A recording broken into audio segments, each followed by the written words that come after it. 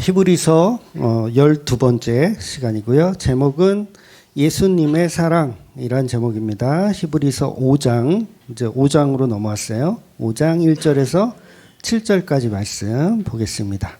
히브리서 5장 1절에서 7절까지 말씀, 한 목소리로 읽겠습니다.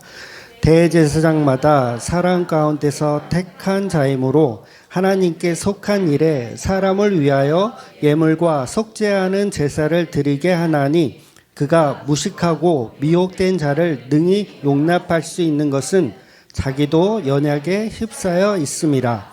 그러므로 백성을 위하여 속죄제를 드림과 같이 또한 자신을 위하여도 드리는 것이 마땅하니라. 이 종기는 아무도 스스로 취하지 못하고 오직 아론과 같이 하나님의 부르심을 받은 자라야 할 것이니라. 또한 이와 같이 그리스도께서 대제사장 되심도 스스로 영광을 취하심이 아니요 오직 말씀하신 이가 그에게 이르시되 너는 내 아들이니 내가 오늘 너를 낳았다 하셨고, 또한 이와 같이 다른 데서 말씀하시되 내가 영원히 멜기세덱의 반차를 따르는 제사장이라 하셨으니, 그는 육체에 계실 때에 자기를 죽음에서 능히 구원하실 이에게 심한 통곡과 눈물로 간구와 소원을 올렸고 그의 경건하심으로 말미암아 들으심을 얻었느니라. 아멘. 히브리서는 계속해서 이제 구약과 신약을 넘나들면서 설명을 하고 있어요. 그래서 구약에서 제사장이 있었던 이유는 예수님이 어떤 분인가에 관해서 서론적으로 제시하기 위해서 구약이 존재했던 거죠. 즉 하나님의 어린 양이 이 땅에 메시아로 오시는데, 그 메시아가 하나님의 아들이라는 거예요. 그 아들을 설명하기 위해서 유월절이 필요했던 거예요. 유월절, 애굽에서 탈출하면서 유월절이 필요했고, 또 광야에서는 율법을 주시잖아요. 그 율법 안에는 여러 가지 도덕법, 제사법 이런 것이 다 들어있죠. 그런데 그 모든 것이 다 예수님을 설명하기 위한 과정이었다는 거예요. 그래서 11조를 비롯한 여러 가지 희생제물, 결정적으로 본문에 나오는 이제 그 속죄제물 또한 어린 양 예수를 설명하기 위한 도구였다는 거죠. 그래서 제사장의 일에 관해서도 그것도 뭐예요? 율법으로 주어진 게 다 제사장이신 예수님, 그러니까 큰 대제사장이신 예수님을 설명하기 위한 하나의 도구였다는 거죠. 그래서 지난주에 이런 말씀 드렸어요. 제사를 드린다는 거는 지금으로 치면 이제 예배를 드리는 건데 이 예배가 나를 위한 어떤 행위, 여러분이 예배 드리러 오셨을 때 나를 위해서 예배를 하러 왔다. 그래서 찬양도 나를 위해서 하고 기도도 나를 위해서 하고, 그렇죠? 기도도 나를 위해서 하고 헌금도 나를 위해서 내고. 그래서 나를 위해서 행동하면 그걸 우상숭배라 그랬잖아요. 그렇죠? 우상숭배. 그래서 이건 아주 초보적인 거예요, 사실. 초보적인 건데 이 초보적인 것도 잘 모르시는 분들이 많다는 거죠. 그래서 오늘 본문은 사람을 위하여라는 표현을 3번이나 해요. 그러니까 이게 오해가 되는 거예요, 자꾸. 우리는 사람을 위하여니까 우리를 위해서 뭔가를 해야 되는 거라고 오해를 하더라는 거죠. 그렇다면 이 말은 너희는 너희를 위해서 예배해라 이런 뜻인가요? 이런 뜻이 아니라는 거예요.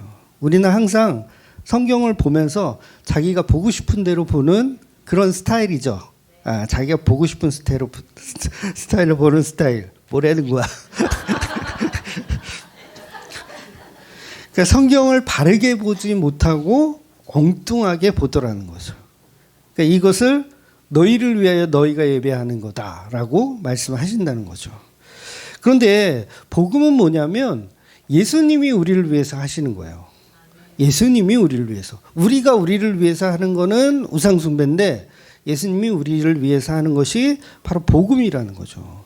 그래서 본문 마지막에도 보면 예수님이 우리를 위하여 심한 통곡과 눈물로 간구와 소원을 하나님께 올려드리는 거, 이게 복음이라는 거죠.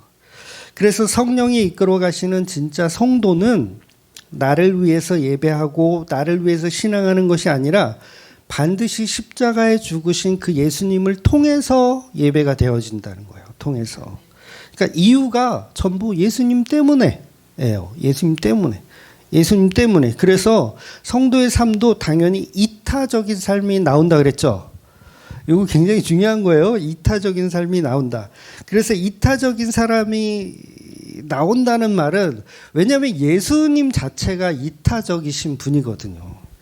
그러니까 누구를 위해서? 우리 인간들을 위해서. 자신을 위해서 오신 게 아니라 우리 인간들을 위해서 오셨다는 거예요. 그래서 우리 안에 십자가 그 예수 그리스도가 있으면 그럼 뭐가 나와요? 여기서 예수님이 나와야죠. 이해가 되세요? 예수님 나오는 거예요. 그래서 자비가 나오고 겸손이 나오고 배려가 자동으로 나와요. 왜 그렇게 되느냐면 성도는 반드시 예수님이 연합되어 있기 때문에 그래요. 예수님이 연합되어 있어. 그래서 예수님의 희생이 연합된 그 예수라는 본질이 우리 안에 들어와서 그 죄인과 연합하시는 거죠. 죄인과 연합해서. 그래서 우리의 삶은 죄인의 삶인데 갑자기 이타적인 삶으로 바뀌어지는 거. 그래서 그분과 연합되어지면 그분의 솜씨가 반드시 나온다는 거예요. 그래서 그걸 갈라디아서 5장에서는 성령의 열매라고 합니다. 성령의 열매가 뭐냐면 갈라디아서 5장 22절 24절까지 보면 오직 성령의 열매는 사랑과 희락과 화평과 오래 참음과 자비와 양성과 충성과 온유와 절제니 이 같은 것을 금지할 법이 없느니라. 그러니까 금지할 법이 없다라는 건 그냥 놔두면 나온다 안 나온다. 그냥 놔두면 나온다. 못 나오게 틀어막아. 여기 성도가 있는데 예수 그리스도로 칭함을 받아서 그리스도와 연합된 사람이야. 근데 사랑이 나와가지고 막 그걸 틀어막아. 못 나오게. 화평이 나와. 이씨 나오지 마. 틀어막아. 이렇게 금지할 법이 없다. 그리고 25절에는 아예 쐐기를 박아버려요. 무슨 말씀이 있냐면 만일 우리가 성령으로 살면 또한 성령으로 행할지니. 성령으로 살면 성령으로 행한대요. 성도는 성령으로 살면 성령이 내 안에 내 삶을 주장하는 삶을 산다는 거예요. 그러니 예수 믿고도 여전히 남을 속이고 빼앗고 이기적으로 살고 있다면 죄송하지만 그분은 성령의 열매가 나오는 게 아니라 자기 죄악이 여전히 나오는 거예요. 그것을요 예수 믿지 않는다라고 하는 거예요. 그러니까 예수 믿는 척을 하는 거죠. 예수 믿는 척을 해요. 그래서 이걸 심한 말로 영지주의 이단이라고 하는 거예요. 지식으로 공식으로 예수를 믿어요. 그러니까 삶은 전혀 달라지는 게 없어. 구원파도 이 부류에 속하는 거예요. 구원파도. 그러나 진짜 성령 받은 복음을 알게 된 성도는 사랑이 없던 자가 사랑이 나와. 화평이 없던 자가 화평이 나오고요. 자비와 양성과 충성이 나오더라는 거예요. 그런데 성도는 이 나오는 이 열매를 또 자기의 의로 여기지 않아요. 왜냐하면 이건 내게 아니니까. 성령이 하시는 거니까 내가 이 의로움을 가지고 흔히 말하는 성화주의라고 있거든요. 성화주의. 변화되는 삶을 산다라는 그냥 윤리 도덕적으로 변화된 삶을 산다라고 그렇게 살아가야 한다고 하는 거. 근데 성령의 열매는 그렇게 가야 한다라고 가르치는 게 아니라 그 삶은 그렇게 사라지게 되어 있다를 설명하는 거예요. 그러니까 다른 거죠. 말 그대로 성령의 열매는 내가 만드는 게 아니라 성령께서 하니까 우리는 그걸 내 의로 자랑할 수가 없더라는 거예요. 그러니까 예수 믿고 나면 성화주의자가 이제 되지 못하고 성화주의자가 되지 못하고 또 반대로 죄를 그냥 여전히 막 짓고 사는 사람들. 그래서 그럴 수가 없는 거예요. 그럴 수가 없는 거다. 여러분 제가 경우에 따라서는요. 상담을 하거나 그럴 때 저도 그런 얘기를 해요. 아우 집사님 그냥 아무렇게나 막 사세요. 집사님 그러니까 남자 같은 경우는 꼴리는 대로 살아. 이렇게 얘기하거든요. 꼴리는 대로 살아. 근데 그게 역설입니다, 여러분. 이해를 하셔야 돼요. 역설이에요. 그렇게 네가 하고 싶은 대로 살아. 그러나 그럴 수 있나 보자예요. 그럴 수 있나 보자. 여러분, 로마서에 보면 로마서는 히브리서와 유사하게 어떤 행위가 아닌 믿음을 강조하는 책이거든요. 히브리서도 그렇고 로마서도 그렇고. 그래서 구원은 뭘로 받는다? 믿음으로 받는다라고 설명하는 책이에요. 두 책 다 공통점이. 그래서 십자가 복음을 막 설명해. 율법으로는 이루지 못한다. 그러니 행위보다는 믿음이 중요하다. 막 설명해 놓고 한마디로 네 마음대로 살아봐라 이렇게 표현해요. 그러고 나서 뭐가 뒤에 붙냐면 그럴 수 없는 이라가 붙어요. 그러니까 로마서에서만 9번인가 10번이 나와요. 그럴 수 없는 이라는 표현. 왜 그럴 수 없다라는 표현이 그렇게 많이 나올까요? 못 알아들으니까 그렇게 많이 나오는 거예요. 아무렇게나 막 살아도 된다고 하면 진짜 막 살아도 된다고 생각하는 사람들이 있어요. 그런데 진짜 성도는 그럴 수 없더라는 거예요. 그럴 수 없더라. 성령을 받았다고 하면서 믿음이 있다고 하면서 여전히 이기적으로 막 사는 사람은 그 안에 성령이 사실은 없는 거죠. 그래서 로마서에서 왜 그렇게 반복적으로 이야기하느냐면 성령을 받아도 여전히 거짓된 삶을 살고 있는 그 사람들에게 그럴 수 없느니라라고 이야기하는 거예요. 그래서 성령을 받은 사람도 죄를 짓기는 져요. 성령을 받아도 죄를 져. 그러나 사람은 거짓되지만 누구는 참이시다? 하나님은 참이시기 때문에 성령을 받은 사람은 그 참이 나올 수밖에 없다라는 얘기를 로마서는 한다는 거죠. 그래서 사도행전도 보면 성령 받기 전에 제자들을 개판이에요, 안 개판이에요? 완전 개판이었죠. 성령을 받아요. 그래야 뭐가 나와? 사랑과 화평이 나오는 거예요. 물론 성령을 받아도 제자들은 죄를 여전히 져요. 실수해요. 그러나 그 삶을 누가 이끌어가는 거예요? 성령께서 이끌어가기 때문에 그 열매들이 계속 나오더라는 거예요. 그래서 계속해서 성령이 죄를 알게 하시고 회개를 할 수 있도록 우리 인생을 이끌어 가시더라는 거죠. 그래서 결과적으로 성령이 내 안에 들어오면 더 이상 거짓된 삶이 아니고 성령의 열매가 자동으로 나오더라는 거예요. 성령이 그렇게 우리를 죄악의 자리에서 은혜의 자리로 이끌어 가더라는 거죠. 그래서 나는 죽는 거예요. 성령이 내 안에 오시면 누가 죽어요? 내가 죽어요.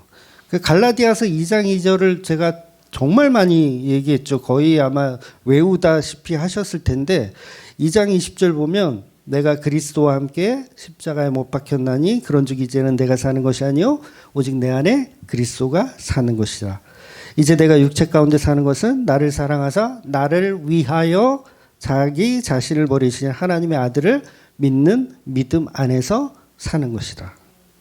성도는 그래서 반드시 성령의 열매가 나오는 사람으로 성령께 정복을 당해가는 거예요. 그런데 어떻게 죄를 더 짓고 막 살아도 된다라고 생각을 합니까? 그러니까 막 살아보세요, 여러분이 한번. 막 살아보세요. 그러면 불가항력적 은혜가 그 성도를 가만두지 않더라는 거예요. 그래서 여러분 구약에 보면 이제 죄가 세 가지로 보통 분류가 되거든요. 죄인지도 모르고 부지 중에 무지한 상태에서 죄를 짓는 사람이 있어요. 또한 죄라는 걸 알지만 순간적으로 이제 판단을 잘못해서 욕심 때문에 또 미혹되어서 죄를 짓는 경우가 있죠. 그러니까 선악과의 경우가 사실 두 번째. 그럼 미혹되어서 순간적으로 실수하는 거. 그런데 어떤 사람의 경우는 세 번째예요. 죄라는 것을 뻔히 알면서도 그냥 노골적으로 죄를 계속 쳐.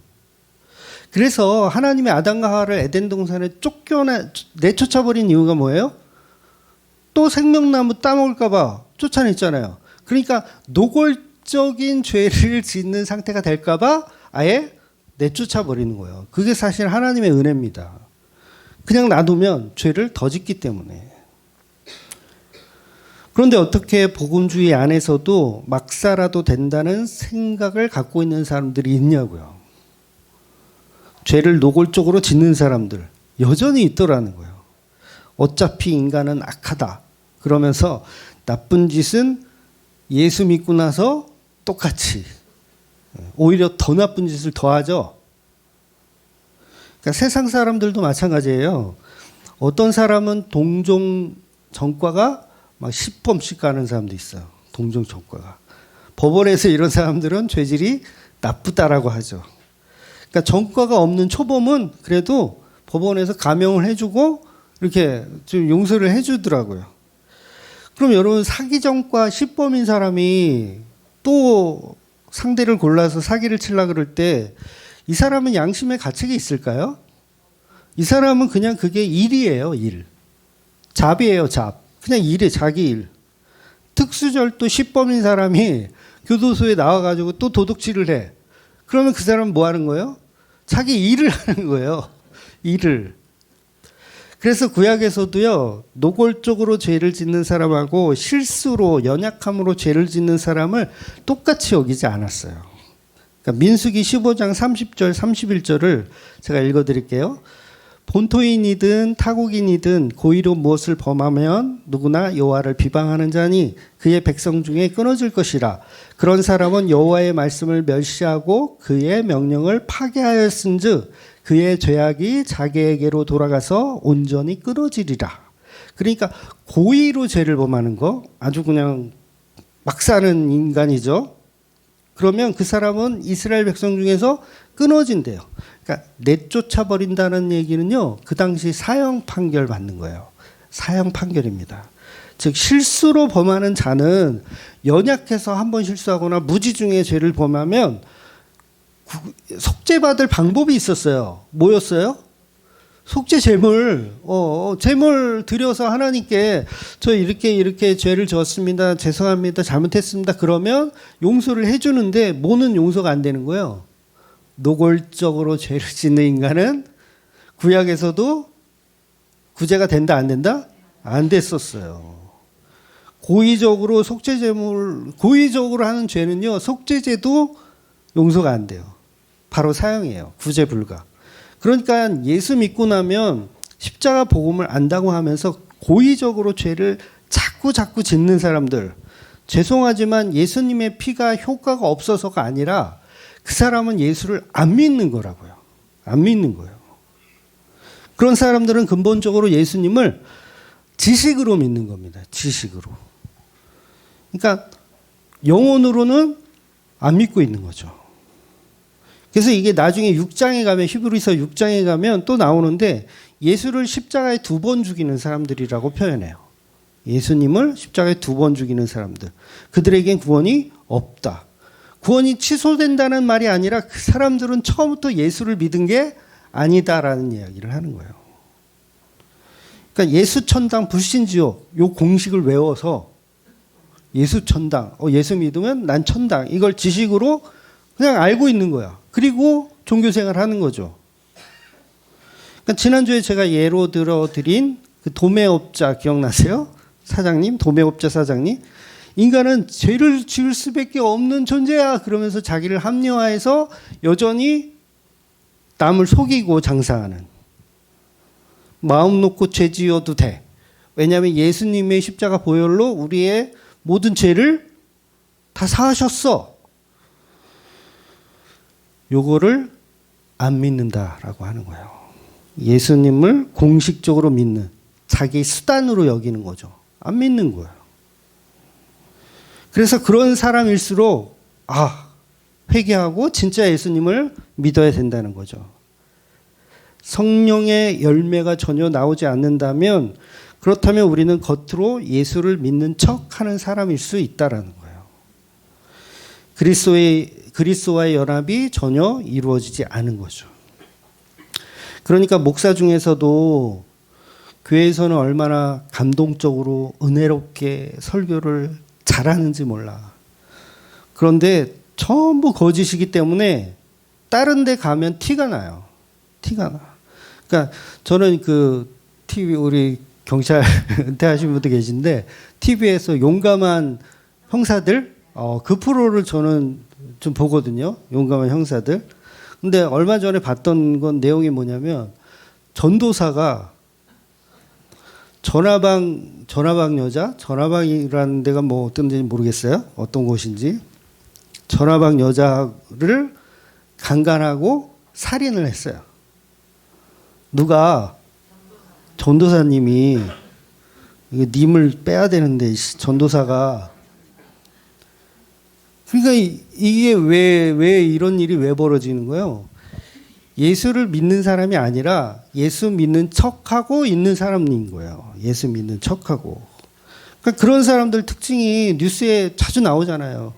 교회에서는 막 착한 척 있는 대로 다 하고 집에 가서는 지 마누라 막 패고 아이들 공부 안 한다고 패고 그러니까 툭하면 여신도 성추행해가지고 매스컴 타고 심심하면 뉴스에 나오잖아요.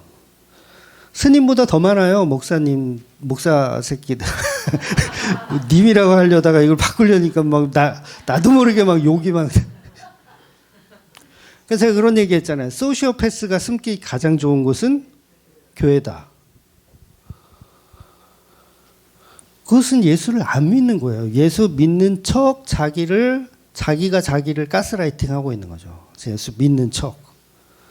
그런데 이런 논리가 구약에서도 그대로 적용이 되었다는 거예요. 노골적으로 죄를 짓는 자는 성도가 아니다라고 판결하여 백성 중에 끊어지더라는 거예요. 그래서 진짜 성도는 이런 나쁜 행동이 나올 때마다 자기가 얼마나 예수를 믿지 않는 가짜인지를 알아야 된다는 거예요. 그러니까 날마다 회개가 나와야 된다는 거죠. 그래서 이런 사람이 성령이 함께하는 삶이라는 거예요. 물론 죄가 없다라는 게 아니에요. 성도는 죄가 나올 수 없다라는 게 아닙니다. 죄가 나올 수 있어요. 그런데 그게 자기 죄임을 날마다 깨닫고 나가야 된다는 거죠. 그래서 사랑이 없던 그 성도에게 성령이 임하시면 죄에 대하여 의에 대하여 알게 되면서 사랑이 조금씩 생겨 나오더라는 거예요. 그래서 성도는 악한 모습이 전혀 나오지 않는 게 아니지만 여전히 우리는 나라는 악, 예수라는 선이 내 안에 공존하고 있다는 거예요. 그래서 본문에 보면 심지어 제사장들도 연약한 죄를 짓기 때문에 자기를 위해서 속죄 제물이 필요하다라고 표현을 하는 거예요. 그러니 이 말은 교회에서 흔히 말하는 보편적 어떤 성화론이 옳다라고 얘기하는 게 아니라 성령의 열매와 연약한 인간의 죄성이 늘 혼란스럽게 우리 안에 존재하더라. 그 얘기를 하더라는 거예요.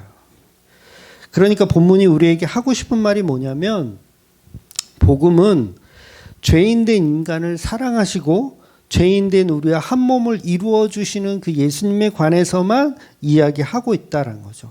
그러니까 절대로 이렇게 살아세요, 저렇게 사세요 이 얘기를 하는 게 아니에요. 아까 말한 그 전도사처럼 전화방 가지 마세요.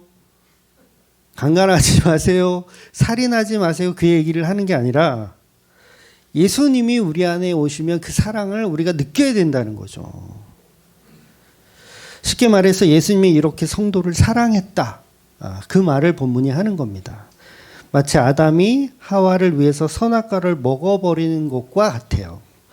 즉 아담이 죄인된 하와와 연합하기 위해서 선악과를 먹고 같이 죽는 거 이게 십자가라 그랬잖아요.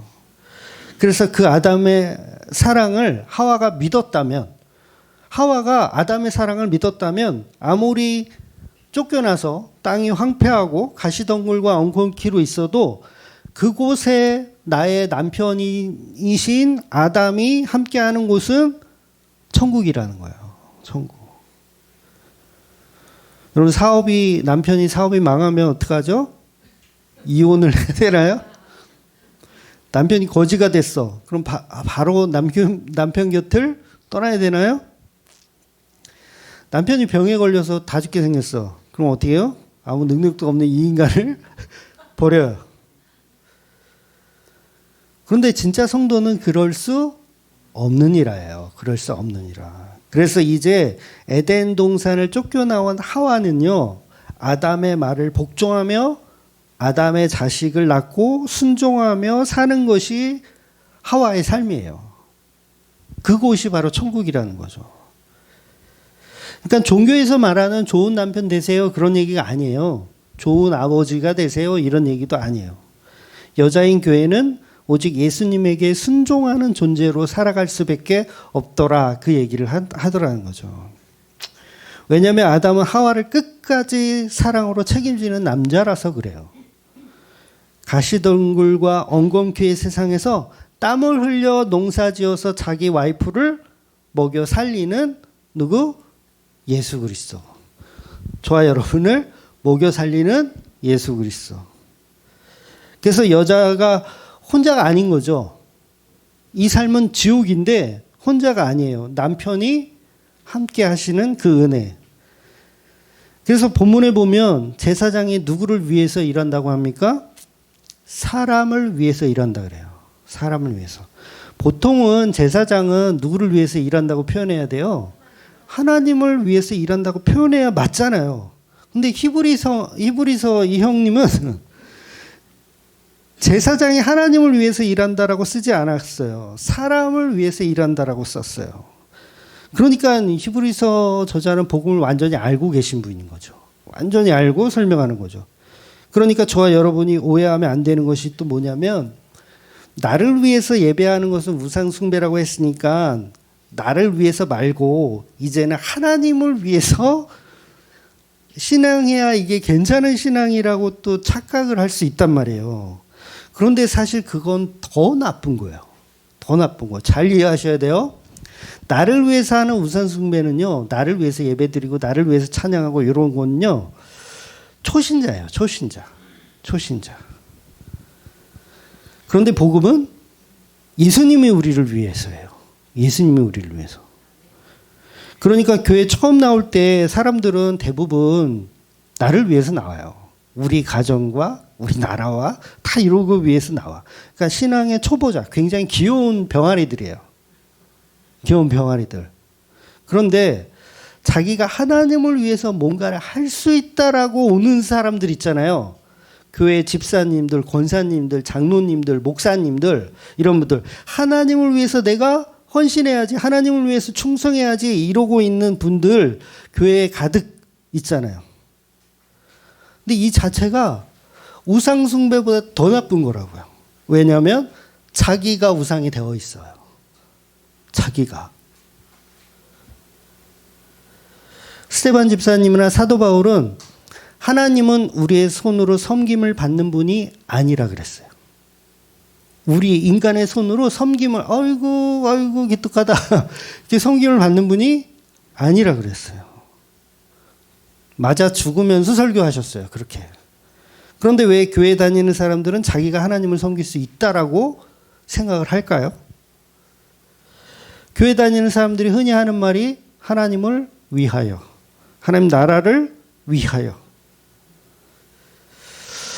요새 광화문 또 난리죠. 많이 이렇게 폐가 갈려가지고. 정치인들은 전부 위하여. 근데 또 거기 또 교인들이 또 좀 많아요. 또 거기에. 교인들도 전부 한다는 얘기가 하나님을 위하여. 우리 선교사님도 계시지만 젊은 나이에 하나님을 위하여 아프리카로 몽골로 전 세계를 돌아다니면서 선교를 하신 분이에요. 저분이. 그때는 젊었을 때는 하나님을 위해서 나의 젊음과 나의 인생과 나의 재산도 많으셨더라고요. 다 선교에 다 썼어요. 근데 지금 와서 생각해 보니 나 자신이 우상 덩어리였다는 거죠. 나 자신이. 그러니까 다 우리가 그런 모습이라는 거예요. 우리가 다 그런 모습이고 지금도 그럴 수 있다는 거예요. 우리는 하나님을 위해서 그 어떤 행위도 내놓을 수가 없는데 전적 타락한 인간이라서 무엇을 할 수 없는데도 불구하고 할 수 있다라고 생각하는 거. 자기가 하나님께 11조를 드릴 수 있다라고 생각하고 1000번째 예물을 드릴 수 있다라고 생각하는 거. 하나님이 거하실 성전을 내가 건축해 드릴 수 있다라고 생각하는 거. 이렇게 착각하더라는 거죠. 그러니까 어려운 살림에도 아기 분유값도 없는데 현금 서비스 받아서 11조 하는 이유가 뭐예요? 우리 그 전사님도 옛날에 현금 서비스 받아가지고 11조 하셨다던데 그 이유가 뭐예요? 어찌 하나님의 것을 도둑질할 수 있겠는가? 이거잖아요. 굉장히 수준 있어 보이죠? 어찌 하나님 것을 도둑질할 수 있겠는가? 나는 돈보다 하나님을 더 사랑하는 나의 이 신앙. 현금 서비스 이게 이자가 얼만데요? 대출까지 받아서 헌금하면 하나님이 입이 떡 벌어져가지고 와 이렇게 기특한 종을 내가 처음 봤노라 이렇게 생각할 거. 그러니까 봉사도 마찬가지예요. 뭐 주일 성수나 새벽기도 다 마찬가지예요. 우리는 늘 하나님을 위해서 무엇을 할 수 있다라고 착각하는 거. 큰 기업의 CEO가 사장님이 주일학교 막 신발장 정리를 해. 막 지하 주차장에서 매연 맡아가면서 막 이렇게 차 이렇게 주차 관리하고 하나님을 위해서 얼마나 낮은 자세로 내려갔는가. 이 겸손함에 좋아 죽어요. 하는 사람이 CEO가 나의 이 겸손함에 좋아 죽는다고요. 그런데 그 자체가 자기가 우상이 된 거예요. 자기가 우상. 그러니까 겸손을 위장한 교만을 자기 스스로 하고 있던 거죠. 여러분 주차 봉사 하지 말란 말이 아닙니다. 여러분 주방 봉사 하지 말란 말이 아니에요. 서로 이렇게 돕고 해주세요. 늘 하는 사람만 하면 힘들거든요. 그런데 봉사하면서도 나 이렇게 겸손하고 교회에서 낮은 자세로 일을 도맡아 한다라는 이 훌륭한 신앙을 가진 자라는 것을 드러내고 그걸 이렇게 자기가 자아자찬한다면 그 자체가 자기 자신이 우상 덩어리가 된 거예요. 여러분 왜 사람들은 그 쉬운 달란트의 비유를 재능으로만 해석을 할까요? 하나님께 무엇을 드릴 수 있는 재능이 있다는 생각을 가진 상태에서 성경을 읽으니까 그 성경이 전부 달란트의 비유가 재능으로 보이는 거예요. 왜? 하나님께 충성해야 되고 봉사해야 되고 헌신해야 되는데 말씀은 충성된 종이라고 끝나버리니까 이미 자기 자신은 괜찮은 종이라고 생각해요. 교회 다니는 사람들이 전부 다 나는 괜찮은 종. 자기가 1달란트 받은 자라고는 생각 안 해요. 다 2달란트나 5달란트 받은 자라고 생각해. 그 상태에서 성경을 보니까 전부 인본주의적으로 자기 인간 위주로 좋아하는 쪽으로 해석을 해버리는 거예요. 그래서 제가 웬만하면 큐티하지 말라고 하잖아요. 큐티하지 말라. 뭐 근데 사실 우리 교인들한테는 좀 적용이 안 돼요. 사실은 우리 교인들은 사실은 자기 위주로 성경을 보시는 분이 이제는 좀 많이 없거든요. 근데 다른 교회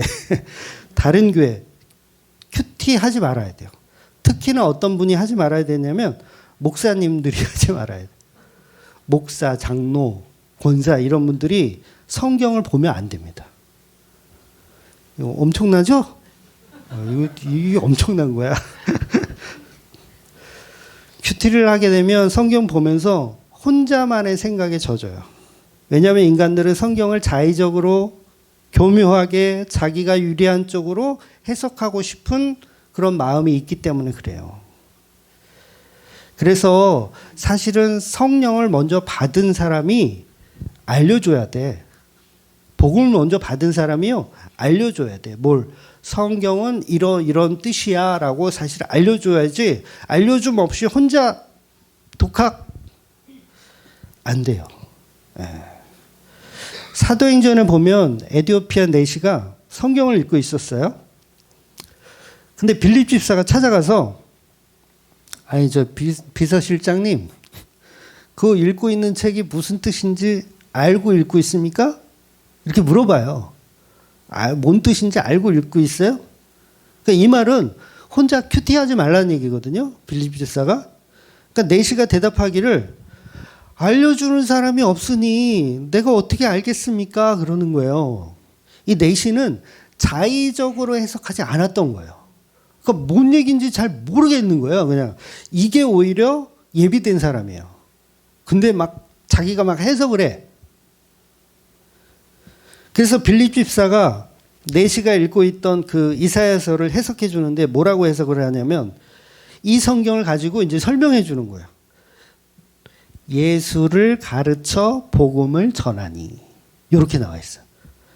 이 빌립 집사가 그 에디오피아 내시에게 이 성경을 가지고 예수를 가르쳐 복음을 전하니.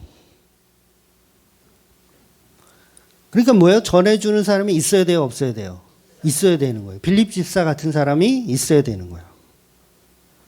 그런데 왜 장로, 목사, 권사들이 성경을 읽으면서 엉뚱한 생각을 하냐면 자기가 교회에서 충성 봉사하고 있기 때문에 그래요.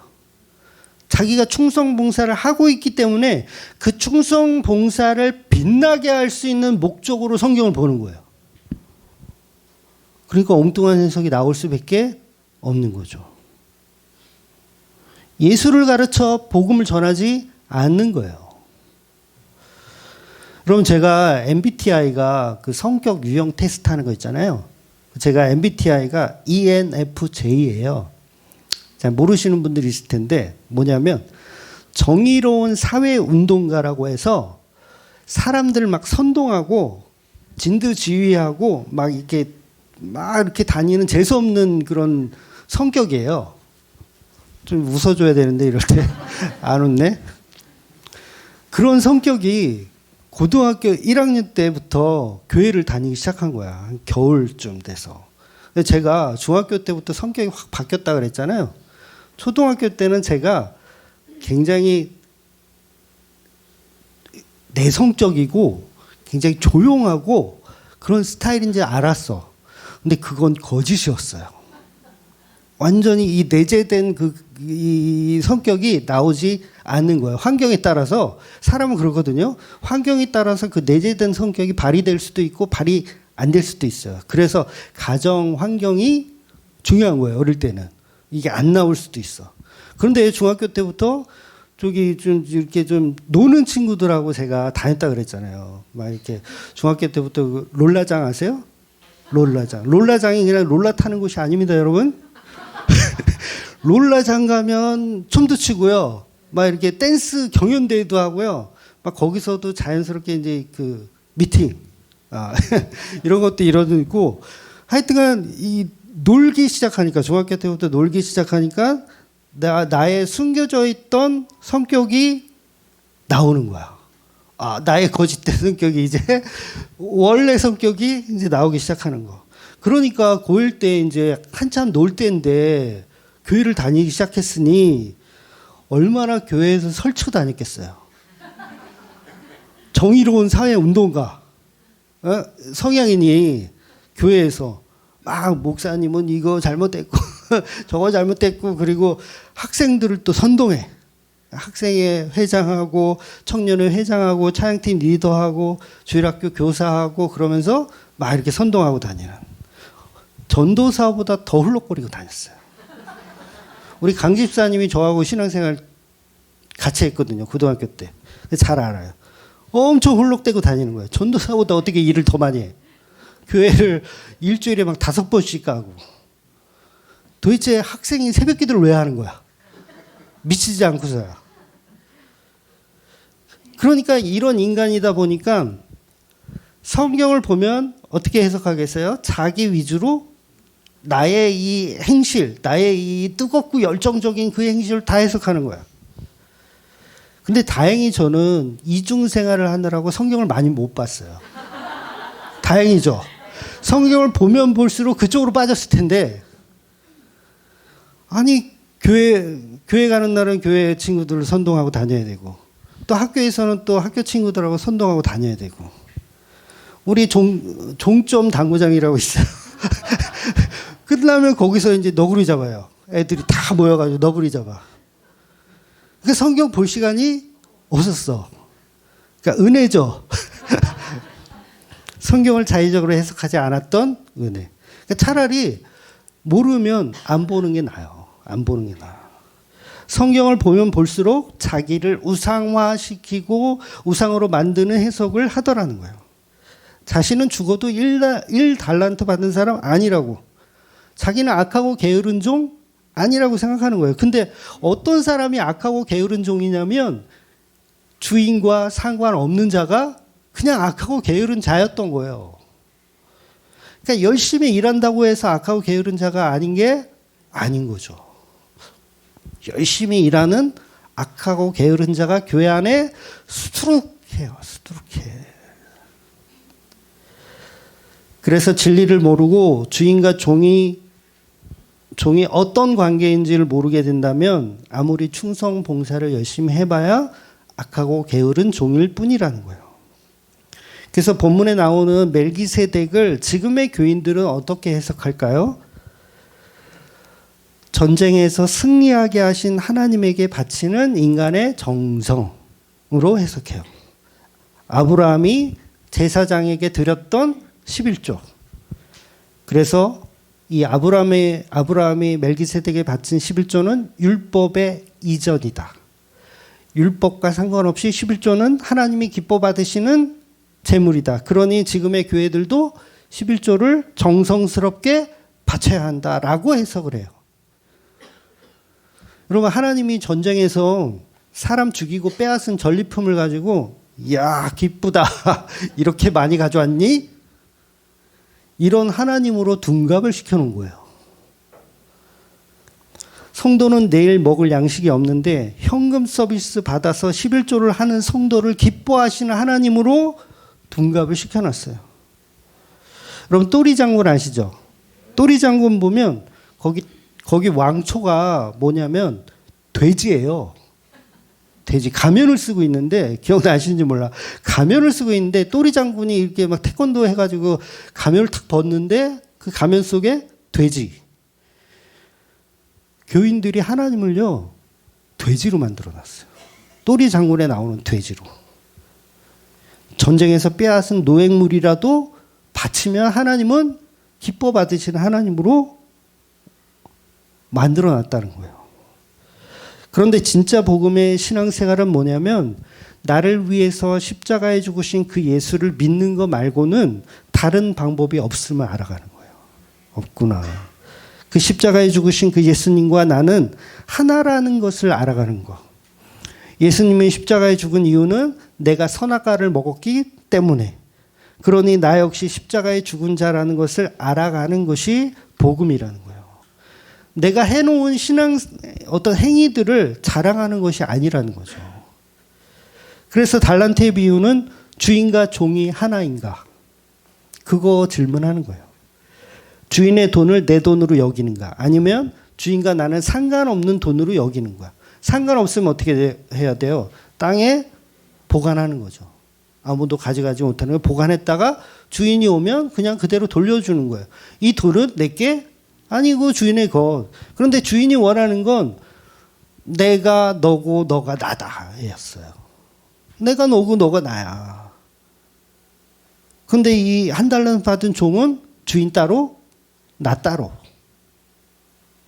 그래서 이걸 믿음이 없다라고 하는 거예요.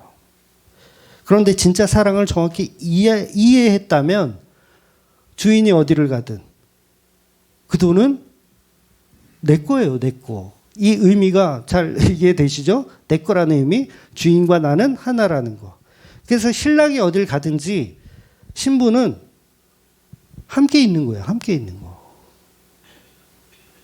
그래서 늘 항상 주인과 함께 있었던 사람이 바로 2달란트 받은 자, 5달란트 받은 자인 거예요. 함께 있었던 거죠. 주인이 타국에 갔음에도 불구하고 함께 있었던 거. 그래서 진짜 성도는 어떤 종말이나 휴거 같은 거 기다릴 필요가 없으세요. 여러분 기다리신 분 혹시 계신가요? 지금도 함께 하시는 예수님을 봐야 된다는 거죠. 지금도 함께 하시는 예수. 그래서 휴거를 기다릴 필요가 없어요. 어차피 우리 죽으면요 다 개인적인 휴거예요. 개인적인 종말이고. 즉 우리가 예수님이 함께 하신다는 그 믿음이 있을 때 비로소 예배자가 되는 겁니다. 예수님의 몸된 교회.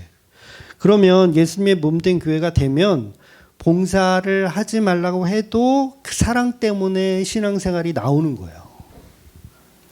헌금을 내지 말라고 해도 교회의 몸이니까 그 교회를 사랑하기 때문에 내가 내 주머니를 털게 되는 거예요.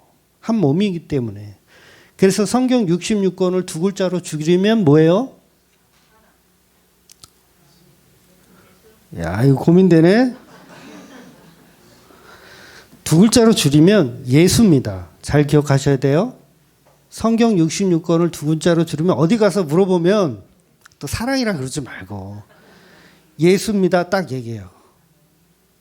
그러나 예수를 다른 말로 하면 사랑이다. 잘 빠져나가죠? 그래서 하나님은 사랑이다라는 표현이 있는 거예요. 요한일서 4장 7절에서 11절. 길지만 한번 같이 한번 읽어보겠습니다. 시작. 사랑하는 자들아 우리가 서로 사랑하자. 사랑은 하나님께 속한 것이니 사랑하는 자마다 하나님으로부터 나서 하나님을 알고 사랑하지 아니하는 자는 하나님을 알지 못하나니 이는 하나님은 사랑이심이라. 하나님의 사랑이 우리에게 이렇게 나타나신 바 되었으니 하나님이 자기의 독생자를 세상에 보내심은 그로 말미암아 우리를 살리려 하심이라. 사랑은 여기 있으니 우리가 하나님을 사랑한 것이 아니요 하나님이 우리를 사랑하사 우리의 죄를 속하기 위하여 화목 제물로 그 아들을 보내셨음이라. 사랑하는 자들아 하나님이 이같이 우리를 사랑하셨은즉 우리도 서로 사랑하는 것이 마땅하도다. 아멘. 오늘 본문의 답이 사실 이 요한일서에 그대로 다 해석되어 있는 거예요. 그러니까 영과 육을 분리해서 육은 더러우니 육은 죄를 짓는 존재이니 그냥 무시하고 영혼만 예수를 사랑한다라고 하는 어떤 그런 영지주의적 습관을 버려야 된다는 거죠. 요한 1서에서 뭐라 그래요? 하나님이 우리를 사랑하신 것이다. 그러나 우리도 서로 사랑해야 된다라고 얘기하는 거예요. 그래서 여러분 영지주의자들의 특징이 뭐냐면요. 예수는 사랑한다고 말해요. 근데 교회는 사랑하질 않아요. 이게 특징입니다. 그래서 교인이 많아지는 거 싫어해요. 누가? 영지주의적 성향을 갖고 있는 사람은 교회가 커지는 걸 싫어한다고요. 왜? 하나님 나라가 확장되면 기뻐해야 되는데 시기 질투가 나와. 그래서 뭐 개인적인 얘기지만 목사가 누구 편 들고 누구 편 안 들고 그러면 막 삐져가지고 교회 안 나오고 그런 사람 있잖아요. 환장하는 거예요. 그게 영지주의적 사고가 있는 거예요. 자기도 모르게. 예수님은 사랑하지만 육체된 교회는 싫어하는 거. 그래서 어떤 교회 가면요. 일부러 교회 간판도 안 걸고 자기들끼리만 그냥 비밀스럽게 예배 드리는 사람들이 있어요. 그러면서 자기들은 굉장히 복음에 막 엄청나게 막 다 해탈한 사람인 것처럼 해. 근데 뭐가 없어요? 교회 사랑이 없어요. 교회라는 건 우리끼리만이 아니에요. 예비된 그 교인도 포함이 돼야 돼요. 누군가 들어오면 그 사람을 뭐예요? 사랑하고 품는 거예요. 품는 거. 그래서 제가 코로나 때도 그런 얘기 드렸잖아요. 신천지가 들어와도 내쫓지 마라. 환영해라. 그리고 뭘 전해라? 복음 전해라.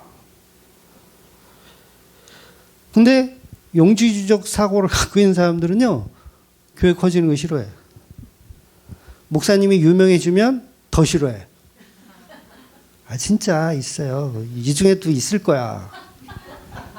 있을 거야. 내가 다 알아. 죄인인데 무슨 사랑을 해? 이러는 거죠. 죄인인데 무슨 사랑을 해? 이런 식으로. 근데 히브리 형이 뭐라 그랬어요? 모이기를 패하는 어떤 자들과 같이 하지 말라. 물론 성도는 내가 예수님을 사랑하는 게 아니죠. 내 안에 예수가 그 일을 하는 게 맞아요. 그래서 내 안에 그리스도께서 몸된 교회를 여전히 사랑하기 때문에 그 사랑이 우리 몸 안에서도 서로 표현되어지는 거예요. 그러니까 연보도 인색한 마음으로 억지로 내는 것이 아니라 사랑으로 너그러운 마음으로 내는 거예요. 이게 고린도후서 9장 7절의 말씀인데 인색한 마음으로 연보를 내지 말고 넉넉히 해라라는 교훈이 아니라 사랑에 관한 이야기를 하는 거예요. 사랑에 관한 이야기. 십자가로 모든 것을 사랑하시는 그 예수님의 사랑이 우리를 위하여 있었고 우리는 그 사랑을 받았으니 성령의 열매가 우리 안에서 나오는 거예요. 여러분 성령의 열매는 세상 사람들을 위해서 존재하는 게 아닙니다. 세상 사람들을 위해서 존재하는 게 아니에요. 교회, 예수 그리스도의 피로 묶어주신 그 교회 안에 그 사랑, 십자가로 우리 모든 것을 사랑하시는 그 예수님의 사랑이 우리를 위하여 있고 우리는 그 사랑을 받았으니 성령의 열매가 자동적으로 나오는 거예요. 그래서 예수님을 사랑이다 이라고 표현하는 거죠. 그래서 본문 7절 마지막 절을 다시 한번 보면 같이 한번 읽을게요. 시작.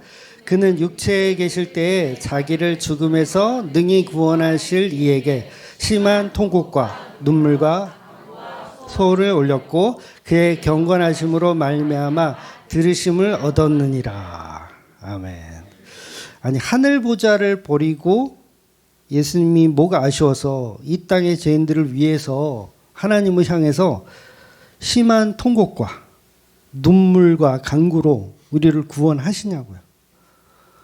이유는 사랑밖에 없는 거예요. 사랑. 이것이 교회를 내 몸처럼 사랑하시는 예수님의 사랑입니다. 그 사랑이 믿어지는 사람이 성령을 받은 사람이에요. 그래서 그 일들이 일어나는 저와 여러분이 되시기를 예수님의 이름으로 축원드리겠습니다. 아멘. 기도하겠습니다.